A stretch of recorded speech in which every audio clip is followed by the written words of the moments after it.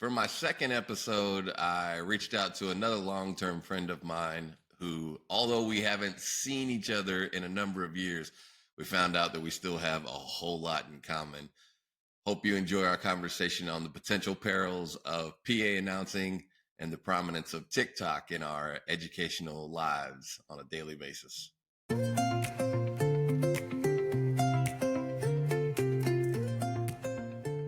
It is my pleasure to welcome to my studio and introduce to you guys a very good friend of mine, Mr. Jason Brosheezy. Jason, thanks for joining us today.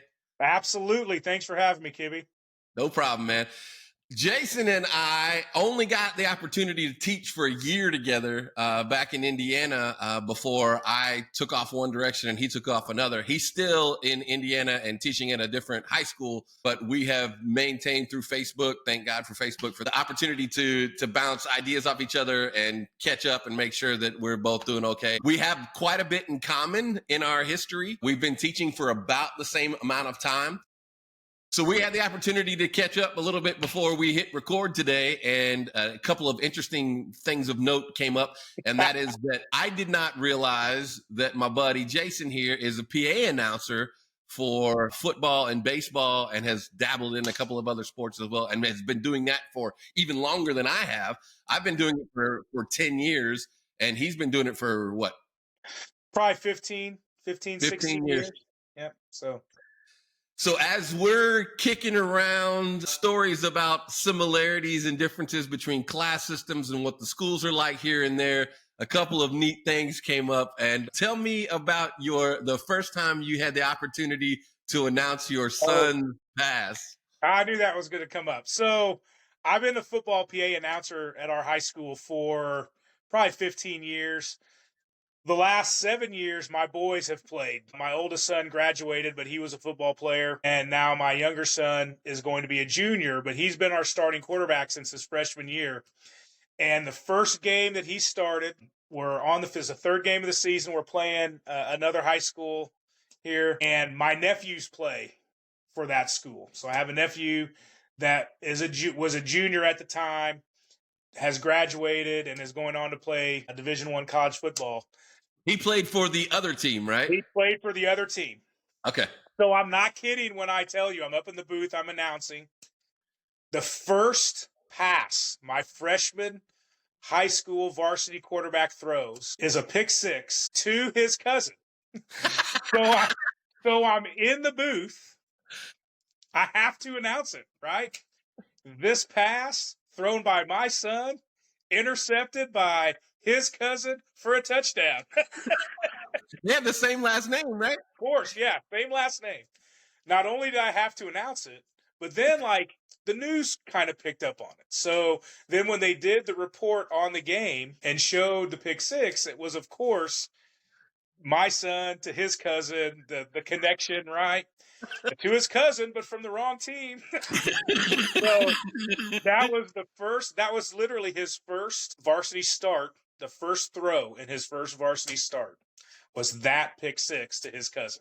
That fires me up because I've had two nephews that went through the school where I teach or taught here, and my sons both go to that school as well. So the opportunity to have your kid or one of your relatives be engaged in something cool that you get to announce is it's palpable. You're so excited. You're so nervous that you're going to say it wrong or do something that they're going to hate you for. But at the same time, you're so excited because you get to say their name and all that stuff. And to have that happen. Here's the thing, and you probably understand this, right? You're trying to be a fan. You're trying to be a dad. You're trying to be an announcer. You're trying to do all those things at the same time. But when your son is the quarterback, for sure, great things are going to happen. But then terrible things are going to happen, and you're trying to figure out the best way to announce both of them, right? You can't get too hyped when he does something good or too down when he does something bad. So, just going through that balance of trying to be I want to watch, I want to be a fan, but I know I'm announcing too. So it can get interesting for sure. And I can tell you, we kicked around a little bit about how chaotic trying to be a PA announcer, especially for football, is. Absolutely. Because you're up in this press box. And for those of you that don't have any experience with this, you're not by yourself in this little press box. You're in there with whole bunch of other people that are also doing their job. So to give you an idea about what my press box looks like, it is beautiful, it's state of the art, it's awesome. But they designed this to have a section for a spotter and myself, 3 people that are on scoreboard for different various reasons, and then somewhere between 4 and 6 people that are running the entire media productions program, which that means they are directing cameras on field. They're putting stuff up on the scoreboard. They're talking to each other. The 3 gentlemen that are to my right that are doing the scoreboard are all alumni of the school where I announce. They're all very passionate and they have zero filter about what they're saying, right, during the game. That's a horrible freaking call. That's the worst call I've ever seen. Oh, yeah. And I'm right next to them trying to sound intelligent on a microphone. A couple years ago, and I'll never live this down. A couple years ago, we had an unfortunate place kicker. I won't tell you his last name, but I will tell you his first name was Braxton. I like to say both of their names, first and last name, when I go out there, just to keep mamas happy and make sure that I know how to say their name and everything. So one time we get a touchdown, and because of all the chaos that's in the booth and all the people that are talking, somehow down the line, while I'm live on my mic and I'm saying things, here it comes. I said, cue Braxton Hicks for a PAT attempt. Braxton freaking Hicks. Immediately, the whole home sideline, I'm behind them, right? And they all go. And I'm like, what did I say? My spotter said, you just called him a contraction. And I said, what? My phone starts blowing up. My wife's like, what the hell did you just say? Buddies are calling me. My phone, did you just call that kid a fake contraction? Freudian slip, right? Oh. That's classic. And I know, Kimmy, I'm sure you've had those instances where a microphone has accidentally been on when it was supposed to be off. I've done that several times. Okay, so both of you and I have booming voices, right? That's correct. You put me on a microphone and I have to tone down because it comes out so big in the arena. I like to fire up people, and in front of me in our booth, we have these great big windows that we can slide open so that you get the experience, right? So I have people literally 6 feet from me, just below me. I like to interact with them when I'm not on the microphone. The cheerleaders are out. They're doing that, dun, dun, dun, hey, dun, dun, right? Think about how loud we can be without amplification. I think my mic is off, so I scream out the window, hey! But my mic is live. I scared the crap out of everybody in that stadium, dude. I got little old people wetting themselves out everywhere. Well, like, even without the microphone on, sometimes, I don't know, like football wise, our booth is set up kind of the same way where the crowd is directly underneath me. So I'm sure crowd members have heard me say things. Our baseball booth, where I sit in the press box at the baseball games, is right behind the backstop, right? So, like, for sure, even without the microphone, if I'm cheering or yelling, people can hear. And I've had multiple times where I've gotten warnings from umpires. You got to stop yelling at us from the booth. That's not right. Because I'm watching the game and my kids are playing, especially, I'm pretty animated. And, it's there. You've not experienced that until you've been threatened to be thrown out of a baseball game as the PA announcer. We even had an umpire, which I have done and have happened to me several times. So again, it's that balance, right? You're trying to be a fan, you're trying to be a dad, you're trying to be an announcer, and all of that kind of meshes into the one thing where you're trying to be professional. Another thing that we have in common, and this is kind of a roundabout way to get there, is I have been a boys golf coach for large Class A, 4A, however it is that you designate it, programs for over 14 years. It comes along with a certain set of expectations from your athletic director, the schools, that type of thing. It's very serious. There's no such thing as a day where you don't have practice, right? I don't care what it's like outside, you do it. Then I come moving out to Nebraska, and I go from a Class A school to a Class C school, significantly reduced in size. And when I got offered this position, it came along with a girls golf position. And I was like, that ought to be fun. Maybe take a little pressure off. It's not going to be the same intensity level. It just so happens that the 5 girls that came out for the golf team, none of them have ever touched a golf club before. So instantly, I'm golden because we're not expected to do anything, right? It's the easiest coaching job ever, right? Just make sure they don't. Just make sure they show up every day. Right. That's it.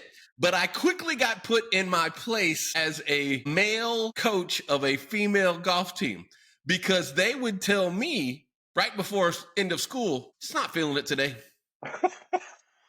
I don't think we think we should have practice.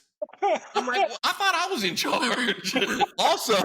also, on the way to, I can tell you that the way they prepare for tournaments is totally different. We get on a little mini bus. We're on our way. I've got it scheduled out. I know exactly what time we're supposed to be there. They gives us an hour to warm up. They just ain't feeling it, right? We're on the way to a course and they'll say, can we stop and get a bubbler? I'm like, no. We're on a tight schedule. We're supposed to check in at Kibby, it's just going to take like 30 seconds. Come on. Okay, fine. I pull over to be popular with the girls. I come out of the gas station and they're on the side of the bus doing a flipping TikTok. Oh, the TikToks. They prepare totally different for tournaments the way that boys do. You mentioned a while ago kids in the theater department using TikTok. Tell me about that. So you mentioned the TikTok, the girls golf team, but like that has become a gigantic thing, right? Like I've been the theater director long enough that when I started, I don't even think social media was a thing. Right. But now, our kids use TikTok all the time, every rehearsal. We found this trend on TikTok that we want to try at our rehearsal. And that our kids have started to do this thing where they're film rehearsals and they'll mic up one of the kids, right? And so you get their mic'd up experience like it's the NFL, like we're in Hard Knocks, right? And the kids will be on stage. And I'm not kidding when I tell you that you can't mic up high school kids, right? They say the most outlandish, inappropriate things. And it just scares me all the time that those things are going to end up on a social media account that our theater department is attached to. So you have to make sure, like, you're going to edit this, right? Because I just watched this kid do this thing, say this thing. I know he has a microphone on, but it has become part of the fabric of what we do in the theater program. I think the kids feel like it's what promotes the shows that we're doing in the theater that we're producing. So it is constant. I try not to participate at all. Every once in a while they'll get me, or you'll just hear my voice as in the mic'd up thing. Like something will happen on stage and you'll hear me say like, guys, can you cut it out? My booming voice or the mic'd up. In education, things are going to, like social media, like TikTok, yep. These things are going to happen whether we like it or not. And yep. I don't feel like trying to deny it or try to fight it is the way to go about it. Here's a train going 100 miles an hour. If you step in front of it, you're going, right? You can either stand there while it goes by or you can jump on board. Yeah, and I'll tell you, it's, I don't mind. It's funny to me, right? We wouldn't even have thought about that 35 years ago when I was in high school. I'm so happy there weren't cameras and cell phones when we were kids. Kimmy, listen, we could run a whole podcast about the things that I did that if they were on camera. You wouldn't be in the position you're in right now. That is correct. But I think especially in our theater department, right? I think it builds camaraderie. I think it builds cohesion. I think when a cast gets together and decides that they're going to produce this social media thing, whether it's a TikTok, whether it's an Instagram post, I think it helps a lot. I think it helps with mending together and putting a show together. So I've never denied it. I've never stopped them from doing it. I've actually decided I'm going to use it.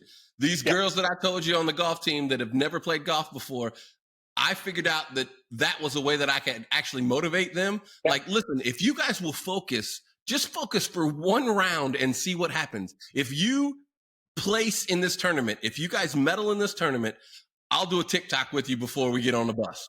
And you wouldn't believe, they're like, oh, and everybody's on board. Now all of a sudden they're motivated, right? Just for one stupid video. Absolutely. I agree with that. That happens, right? It has been phenomenal catching up with you. Thank you so much for coming on and sharing. Great to see you, brother. All right, Kimmy. Take it easy. We'll talk soon.